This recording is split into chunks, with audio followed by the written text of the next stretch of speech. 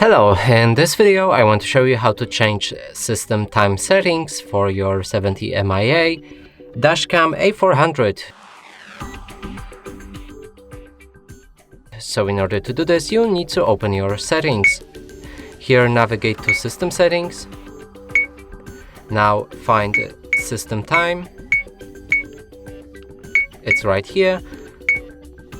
And now use the buttons below to simply adjust the time. So right now let's change the date. Move with this button to the probably month. We'll see. It is. And the day.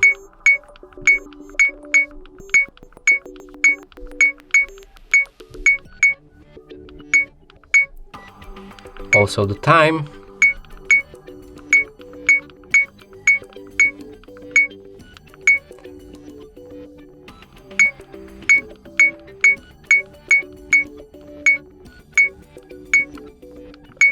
And accept. Now if we go back, the time should be changed.